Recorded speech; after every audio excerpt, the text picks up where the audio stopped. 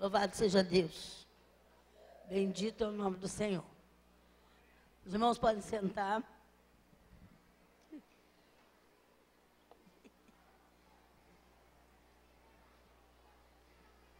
Vamos continuar então, falando sobre, analisando o livro de Isaías, recapitulando um pouquinho. É sempre bom, renovando a mente um pouquinho. Nós conversamos aqui sobre as distribuições dos dois blocos que formam os 66 livros da Bíblia. Os 66 livros de Isaías estão distribuídos em dois blocos. O primeiro, do capítulo 1 ao 39, o segundo, de 40 a 66. E nós vimos que no primeiro, a mensagem de juízo, julgamentos de Deus e condenação dos erros, flagrante, visível. E agora nós temos vamos ver a segunda parte. De 40 a 66, nós temos a segunda parte, que começa com a voz que clama no deserto e termina, interessante, com a visão futura do profeta, uma visão importante de um novo céu e uma nova terra. Imagine, não está só em Apocalipse o novo céu e a nova terra. Abra aí Isaías 66, versículo 22, há uma promessa de um novo céu e uma nova terra. E essa profecia ainda não se cumpriu. Quando a gente fala de cumprimento remoto das profecias, então em Isaías isso fica muito notório, né? Nosso entendimento.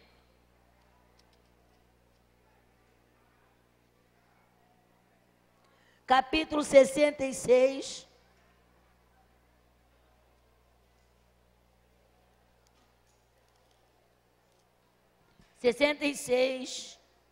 E o versículo 22. Promessas, quer dizer, profecia que é promessa. Deus antevendo o futuro e falando disso através do profeta. Versículo 22, vamos ler, diz assim: porque como os novos céus e a nova terra que hei de fazer estarão diante de mim, diz o Senhor, assim há de estar a vossa posteridade e o vosso nome. Então, o término de Isaías é com a promessa futura de um novo céu e uma nova terra. E a gente vê isso, Jesus falando, né? E o apóstolo Pedro, na sua carta também, fala sobre esse assunto, que essa terra e este céu que nós vemos agora estão entesourados para o fim. E você tem também, quando você lê o livro de Apocalipse, você tem isso também descrito lá. Então Deus mostra tudo isso ao profeta e proclama isso no reino do sul, o reino de Judá. E por que isso? É bom se lembrar sempre, a gente tem sempre que voltar, que Judá é o antecessor do Messias, o antecessor de Jesus Cristo. Estava já decretado por Deus que o Redentor particular de Israel e de todas as nações, o Redentor que traria a libertação e a restauração para todos os homens, toda a humanidade, esse Redentor viria da família de Judá, através de Davi. Através de Davi, seria alguém da realeza, família humana de Davi. Pelo lado humano, viria da família de Davi. Tá? E ele não apenas ele é humano, mas ele é também divino. E o lado de Deus, ele não tem princípio nem fim de dias. Amém? Lá, quando você lê em Miqueias diz que a Belém Efrata era pequena entre as cidades de Judá, mas de lá sairia um guia que haveria de conduzir o povo de Deus, cujas saídas são antes das origens da terra. Quer dizer, então, ele é eterno e o seu reinado não tem fim. E essa pessoa que ao mesmo tempo é divina, é eterna, não tem princípio nem fim de dias, ao mesmo tempo é também humano, porque se humanizou, né? Não é agora o momento de estudar essa parte, mas ele se humanizou, nasceu como eu e você nascemos, de uma virgem, né? E ele foi um ser humano com todas as situações, circunstâncias que os seres humanos passam, mas sem pecar. E finalmente ele resgata toda e qualquer pessoa. E aí o resgate, a restauração prometidas através deste resgatador não iria simplesmente e somente para o descendente de Judá, mas para todo e qualquer ser humano que aceitasse o plano divino. Uma coisa que a gente vê em Isaías também, nesse particular, antes de passar para outro assunto, é que a santidade de Deus foi ofendida e no seu zelo, Deus manda castigo para Judá.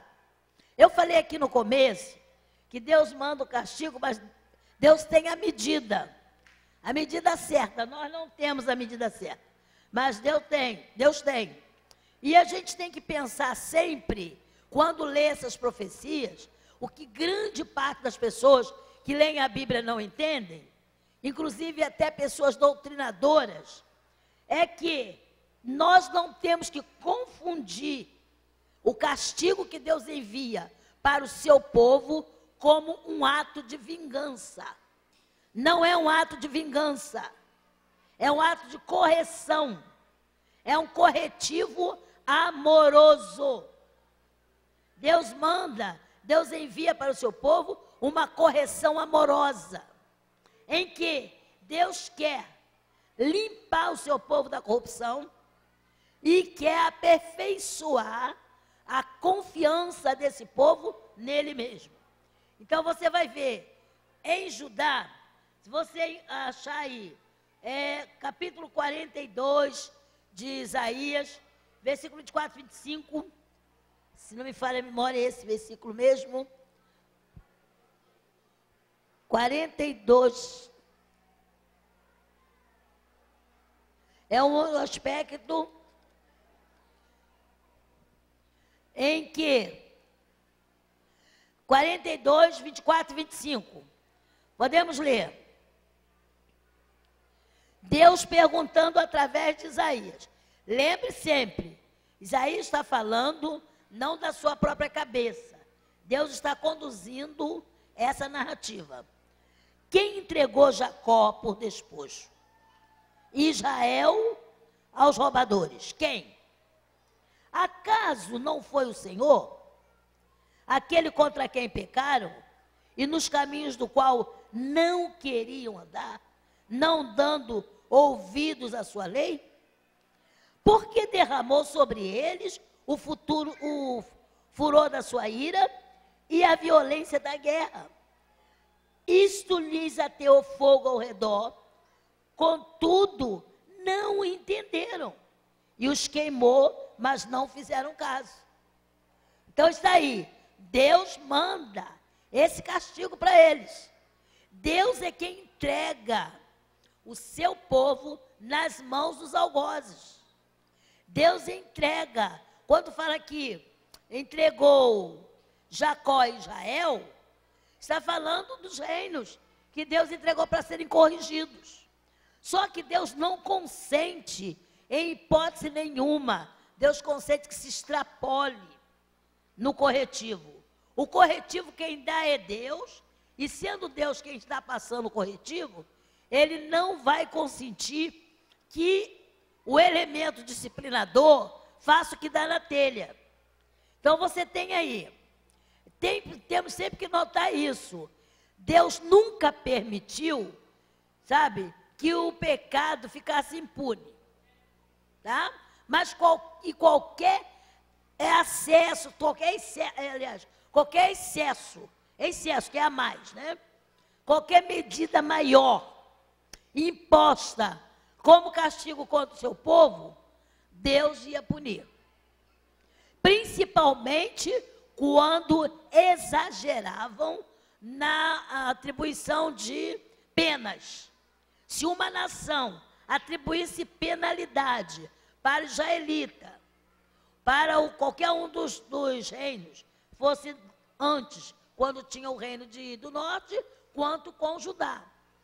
Se extrapolasse nesse corretivo, nesse desmando, Deus iria punir a tal nação. E aí o que a gente vê? E a outra coisa que Deus pune é quando, é muito interessante isso, Deus mandou a Síria servir de corretivo para Judá. Deus mandou a Babilônia. Enfim, o Egito algumas vezes. Mas esses povos deveriam saber e lembrar que é Deus quem está no comando.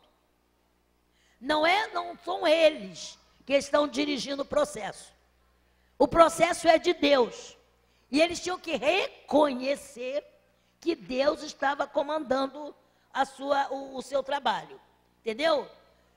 Quando esses reis não o reconheciam, então Deus ia derramar a sua ira sobre eles. Vamos abrir a Isaías 10. Vamos lá. Volta lá para Isaías 10, versículo 4 até o 10. Vamos ver. Aí trata-se do rei, imperador da Assíria. A Assíria como já um grande império e se orgulhando de ser o algoz do povo de Deus.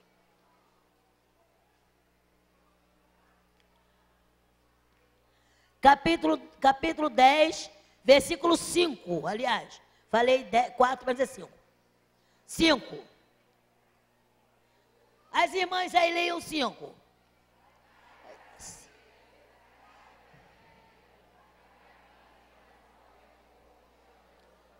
Preste atenção. Leu bem direitinho isso aí? A Síria, Deus chama de quê? Cetro da minha ira. Tem outra palavra aí sem ser cetro?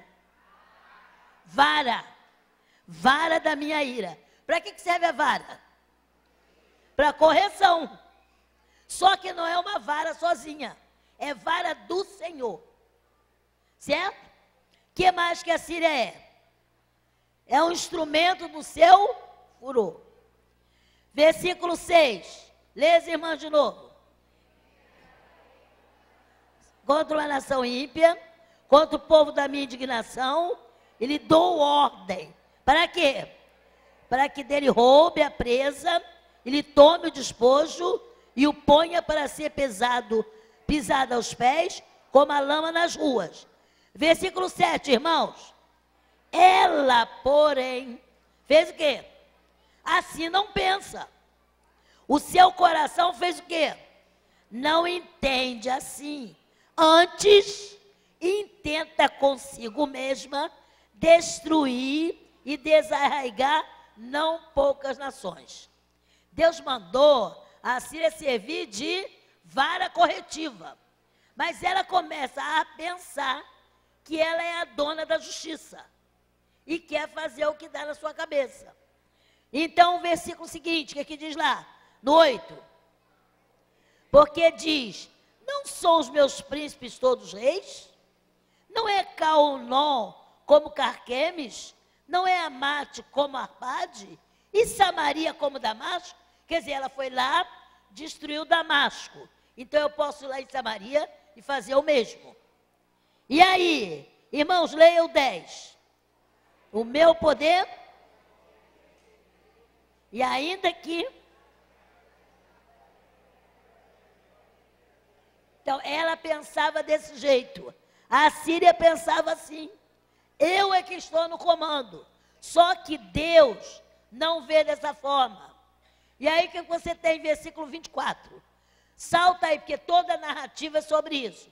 Para a gente não ler todo esse texto, passa lá para o versículo 24. O que é que diz lá, mulheres?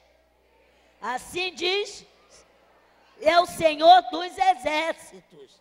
O que é que ele diz? Povo meu, que habita em Sião, não temas quando te ferir com a vara, e contra ti levantar o quê? Seu bastão à maneira dos egípcios. Por quê? Daqui a pouco se cumprirá a minha indignação e a minha ira para consumir. 26, irmãos. Porque o Senhor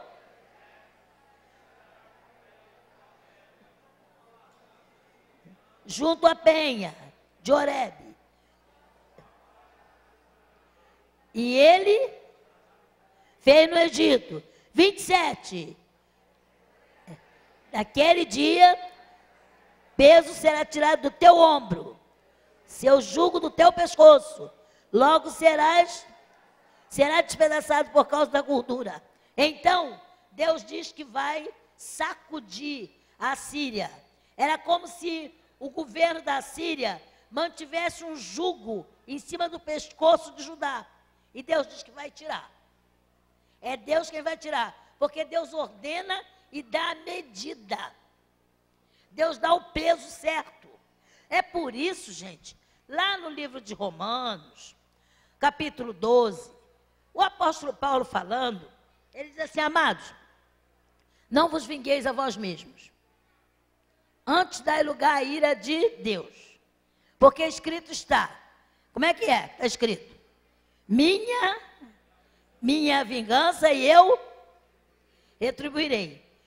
A gente, sabe, nós não sabemos a medida da vingança. Nós não sabemos corrigir ninguém. Deus conhece e Deus corrige na medida certa. Então não adianta nem eu nem você ficarmos tão chateados, tão aborrecidos, a ponto de ficar irado contra alguém. Ou querer uma vingança. Deixa isso na mão de Deus. Deixa Deus cuidar. Deus tem a medida certa. E há alguns de nós, cada um faça o seu autoexame, alguns de nós que pensam assim: poxa, fulano fez tanta coisa errada, devia merecer uma punição maior. Por que o reverendo não botou logo para fora? Por que o reverendo não excluiu logo? O reverendo anda ligado com Deus. Deus não é vingativo, ele é vingador. Vingador do delito contra a sua honra, contra a sua santidade. E ele sabe qual é a medida. Eu não posso ditar a medida nem peso para alguém sofrer, porque eu não conheço aquela pessoa, não fui eu que a fiz. Deus conhece. Amém? Então, isso aí nós temos que guardar. Se Deus puniu essas nações, é claro que as pessoas também. Mas tem mais. Capítulo 14, mesmo livro de Isaías. Passeando em Isaías. 14, versículo 28. Você tem lá outra nação que se levantou contra Judá, querendo afligi-lo. Aí no 28 até o 32, você vai ver o que Deus faz. No ano que morreu o rei Acais, aquele rei ímpio, idólatra, foi pronunciada essa sentença: não te alegres tu, toda a Filistia, por estar quebrada a vara que te feria, porque da estirpe da cobra sairá um áspide, seu fruto será uma serpente voadora. Os primogênitos dos pobres serão apacentados, os necessitados se deitarão seguros, mas farei morrer de fome a tua raiz, e serão destruídos os teus sobreviventes. Uiva, ó porta, grita, ó cidade, tu, ó Filistia, toda, treme, porque do norte vem a fumaça, e ninguém há que se afaste das fileiras. Quem te responderá, pois? Os mensageiros do Egito, que o Senhor fundou a Sião, e nela encontraram refúgio os aflitos do seu povo.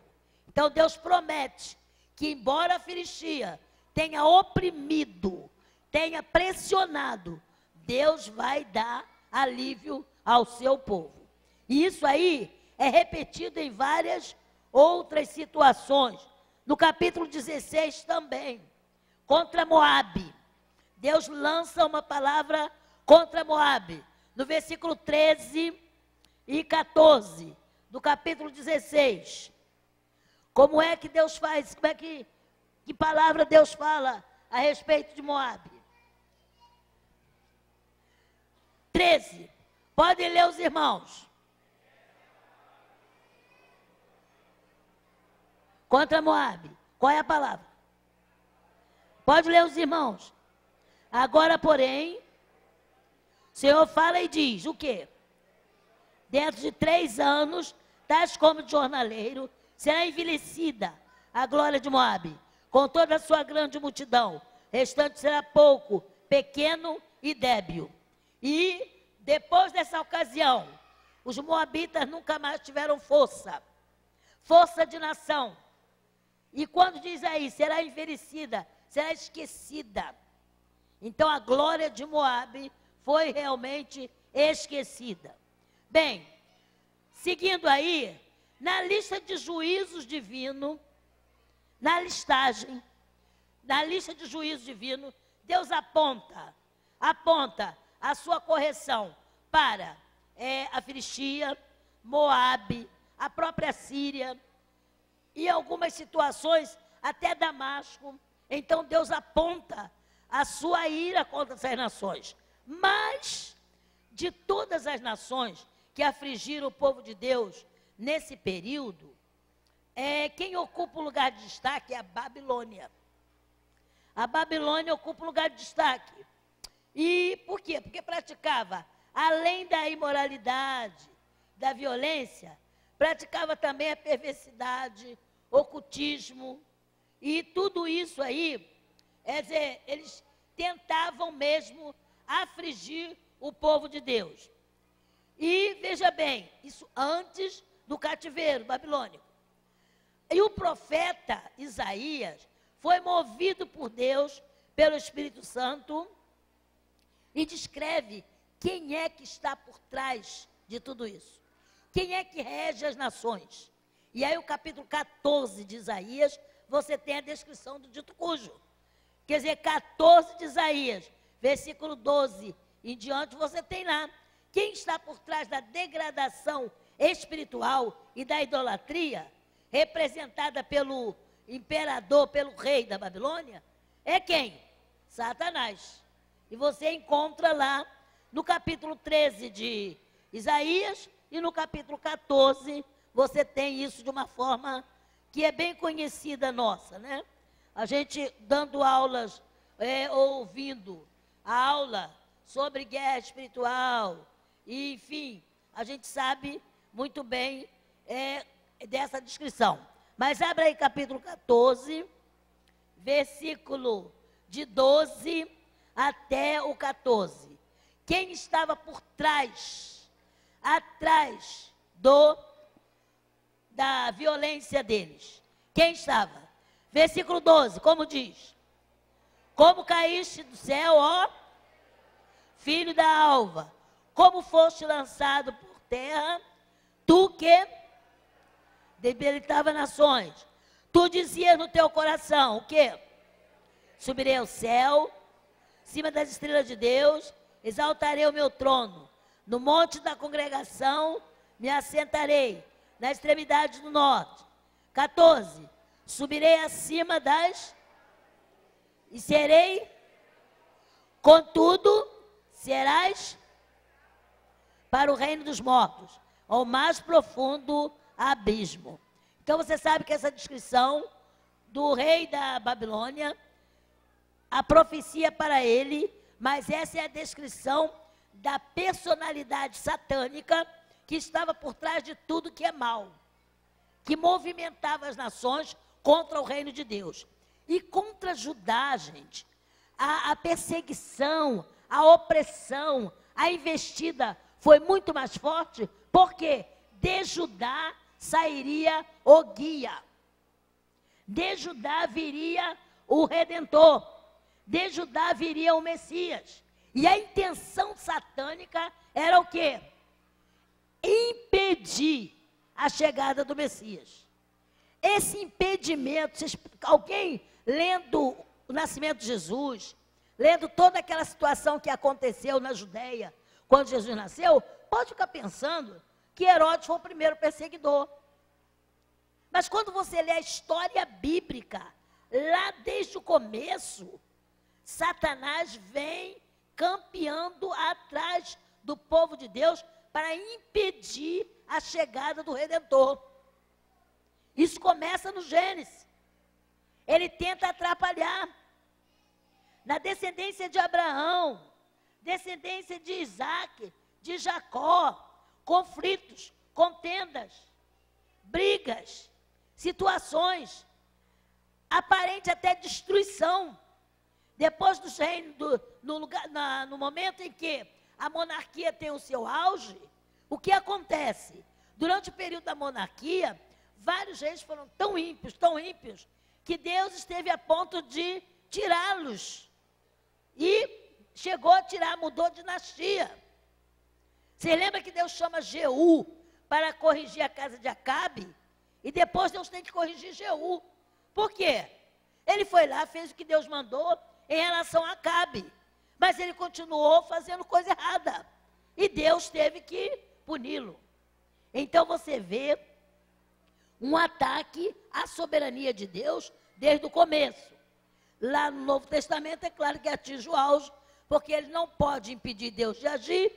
Deus é onipotente e Jesus nasce mesmo, tinha que nascer, nasceu, então ele não pôde impedir. O que ele faz? Instiga Herodes para perseguir e matar as crianças. E depois continua tentando atrapalhar o plano de Deus. E depois continua trabalhando contra a igreja e até hoje a velha serpente continua viva e ativa no planeta Terra. E nós, irmãos, sabemos disso. Nós não abaixamos a guarda. Há muita gente baixando a guarda. Há muito cristão aí achando que o diabo já morreu. Mas quando você lê a Bíblia e vê os acontecimentos atuais, você sabe que ele está tão ativo como esteve no passado. Tentou, não conseguiu, mas ele tenta de toda forma. E hoje, mais do que nunca, o que ele quer fazer? Ele tenta misturar a semente santa.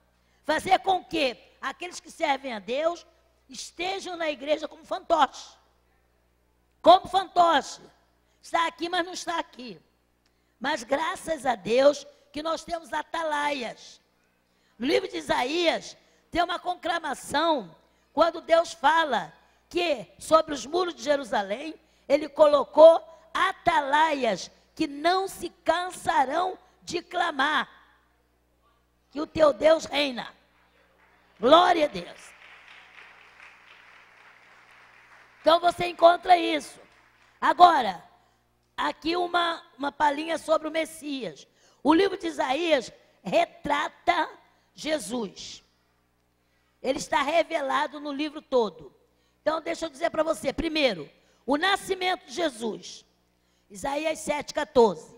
Quem quiser anotar, porque para ler todo, tem muitas referências. Isaías 7,14. O seu nascimento. Que esse Redentor teria uma família. Isaías 11, versículo 1. Seria uma família. Ele seria ungido. Ungido, quer dizer, receber da parte de Deus é uma investidura. 11, versículo 2. O caráter desse Messias, desse servo de Deus, capítulo 11, versículo 3 e 4, de Isaías. Também diz que esse resgatador seria manso. A mansidão seria uma particularidade dele. Capítulo 42, versículo de 1 a 4. Esse eu gostaria de ler com vocês. 42 de Isaías.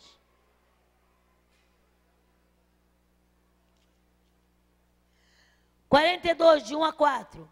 É o começo da atuação do servo do Senhor. A partir do 42 em diante. Vejamos. Vamos ler. Eis aqui o a quem sustém. O meu, mas em quem a minha alma se compraz. Pus sobre ele o quê? O meu espírito. E ele promulgará para os gentios. É Deus falando a respeito do Senhor Jesus, com certeza, né? Aí o 2, não clamará, não gritará, nem fará ouvir a sua voz na praça. Ele não divulgou nada, mas as multidões iam atrás dele. Versículo 3, não esmagará a cana quebrada, nem apagará a torcida que fumega. Em verdade, promulgará o quê? O direito. E o 4, não desanimará, nem se quebrará, até que ponha na terra o direito, e as terras do mar aguardarão a sua ou o seu ensino. As terras do mar aguardarão o seu ensino, que tem sido levado através do remanescente e através da igreja. Então, a mansidão do Messias. 6, a morte do Messias foi retratada em Isaías 53. A ressurreição, Isaías 25, de 8 a 16. Aliás, capítulo 25, e 8 a 16. Versículo 32 também. E o reinado glorioso do Messias está retratado em Isaías 11, versículo de 3 a 16. Então você tem aí um resumo, Cristo revelado no livro de Isaías. Agora veja bem, uma análise rápida dos capítulos 40 a 66 dão conta que nesse Messias, a restauração da humanidade estaria garantida. Mas Isaías estava prevendo também que haveria uma invasão e eles seriam levados para fora da terra. Então eles teriam que voltar para poder o Messias se manifestar. E isso tudo está descrito nesse conjunto de capítulos de 40 até o 66. Voltar para a sua terra. E tinha um tempo certo, que Paulo descreve lá em Gálatas como sendo a plenitude dos tempos. Vindo a plenitude dos tempos, Deus mandou seu filho, nascido de mulher, nascido sob a lei. Quer dizer, o Messias não nasceu fora de época, nasceu dentro de um tempo previsto por Deus. E esses capítulos também, eles falam não só da chegada desse rei glorioso, mas fala também da futura glória de Israel. Uma outra coisa, no capítulo 61 e 62, que é o bloco final de capítulos, a bondade de Deus em Israel está bem declarada. E ele promete também uma era de prosperidade, no capítulo 63 a 65. Sendo que o programa divino de libertação e restauração, como eu tenho dito, estou repetindo, ele inclui um projeto que através do Messias sofredor, ele iria se estender sobre toda a terra, sobre todas as nações, sobre todas as pessoas. Quer dizer, o homem tinha que usar o seu livre-arbítrio e querer estar debaixo dessa bênção.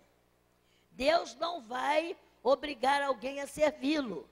Ele vai fazer todo o esforço para que a pessoa o reconheça. Mas ele não vai obrigar. Então, quer dizer, o programa de Deus está aberto para todos. O plano de Deus está aberto para todos. E uma outra coisa também, é importante lembrar que quando eu falo que o tema do livro é salvação do Senhor, a ênfase é que os ídolos e as alianças políticas, elas são nulidade. Elas não servem, elas não conseguem fazer aquilo que a confiança em Deus pode realizar. Então, a confiança em Deus, os judeus, no caso, os filhos de Israel, povo de Deus, deveriam reaprender a confiar no Senhor. Porque fazer aliança com outras nações não era cabível.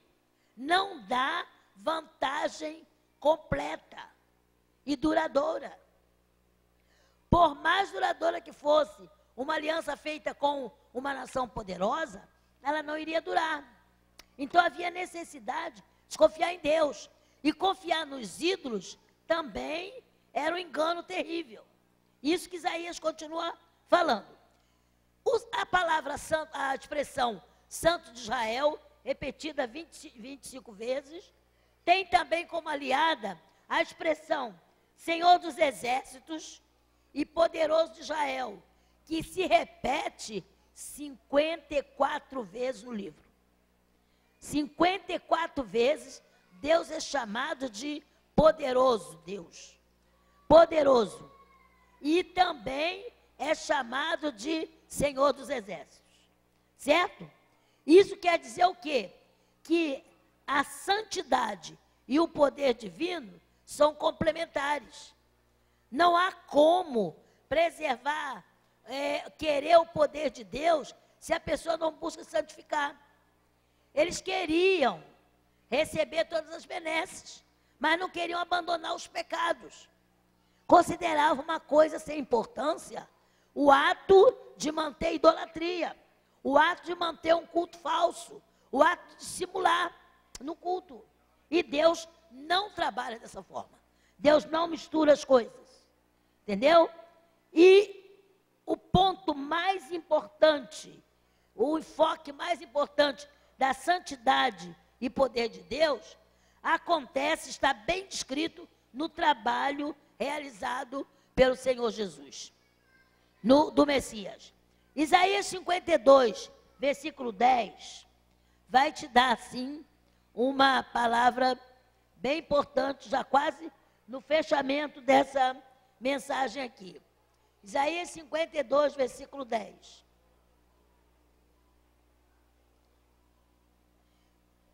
(52:10). Amém? Diz assim: o Senhor desnudou o seu santo braço à vista de todas as nações. Todos os confins da terra verão o quê? A salvação do Senhor. Então, a comprovação do plano eterno de Deus de salvar a todos. Finalmente, Deus vê dois grupos de pessoas no mundo. Aqueles que querem obedecer, temer a Ele e ter paz, e aqueles que não querem obedecê-lo e vão sofrer juízo. Isaías 66, versículo 2 e 3, fala sobre isso.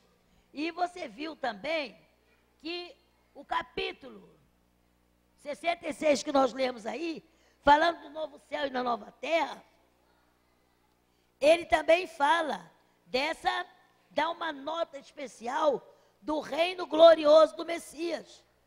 Tá? O reino glorioso do Messias seria, no caso, uma restauração do reinado no modelo de Davi. É claro que o povo de Deus esperava isso. Mas vamos lá, vamos ver. 66, capítulo 2, versículo 2 e versículo 3. Diz assim: assim diz o Senhor. Começa no 1. O meu trono, o céu é o meu trono, o céu é o meu trono, e a terra é o estrado dos meus pés. Que casa me edificareis, vós? Qual é o lugar do meu repouso? Versículo 2. A minha mão fez todas essas coisas. Todas vieram a existir, diz o Senhor. Mas o homem para quem olharei é este: o aflito, o abatido de espírito e o que treme da minha palavra. Para esse Deus vai olhar. E aí, o versículo 3. O que imola um boi é como quem comete homicídio. O que sacrifica um cordeiro é como que quebra o pescoço de um cão, a um cão. E o que oferece uma obração, como que oferece sangue de porco. Por quê? o que queima incenso. É como quem bendiz a um ídolo. Como esses escolheram os seus próprios caminhos, e a sua alma se deleita mais nas suas abominações. Assim, eu lhes escolherei o infortúnio e farei vir sobre eles o que eles temem. Porque clamei, ninguém respondeu. Falei, não escutaram, mas fizeram o que era mal perante mim e escolheram aquilo que eu não tinha prazer. Então Deus espera que as pessoas escolham bem. O ser humano escolha corretamente. E se escolher corretamente, vai usufruir dos novos céus e a nova terra estará à disposição. Porque há uma garantia. Do capítulo 42, do 45 em diante, você vai ver, precisamente a partir do 47, você vai ver que o servo do Senhor está à disposição, aceita toda a sugestão, toda a ordenança para se entregar em favor da humanidade. E com isso realizar não só a mudança de atitude, a mudança de vida, restaurar o culto, restaurar de dentro para fora. Porque um culto oferecido só de lábios, Deus não podia aceitar. Essa é a tônica do livro de Isaías. E a gente, muito mais coisas se pode descobrir à medida que a gente vai lendo. Sendo que eu falei da volta, que o povo tinha que voltar para poder receber o Messias, e isso Isaías também profetiza. Abrindo um parênteses aqui, voltando atrás. Quando eu falei que o povo, Isaías profetizou que o povo ia em cativeiro. Vai vir uma inundação, vai vir uma invasão, e vocês vão embora em cativeiro. Né? Só que eles têm que voltar, porque o Messias vai nascer na terra de Judá. Então, para voltar, Deus profetiza por Isaías. Olha, eu levanto o meu servo Ciro e ele vai trazer o povo de lá para cá. Então, toda a Bíblia, quase que praticamente, a vida de Israel está resumida no livro de Isaías. A gente pode estudar isso bem devagar, bem destacadamente, os assuntos do livro de Isaías, que são tremendamente abençoadores. Abençoadores. Palavra de conforto, palavra de consolo e, sobretudo, Deus cumprindo aquilo que prometeu. Você tem o retrato de um Deus extremamente fiel. Ele é a própria fidelidade. E ele é onipotente, ele pode tudo. E é onisciente. Ele conhece todas as coisas. E particularmente o ser humano. E quando o homem pensa que ele é que está se autodirigindo, Deus é quem está manobrando com a história. Que Deus abençoe os irmãos e abençoe a igreja. E cada um de nós, cada vez mais, vamos descobrindo na Escritura as verdades que podem abençoar a nossa fé e nos fazer crescer no conhecimento de Deus. Amém.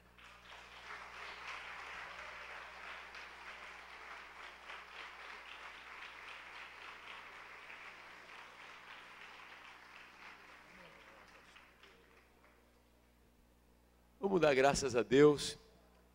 É interessante, né, como a palavra alimenta, instrui e como a palavra nos atrai. Nós temos uma atração pela palavra, um encantamento pela palavra. Não é? Então nós vamos fazer um intervalo, as cantigas.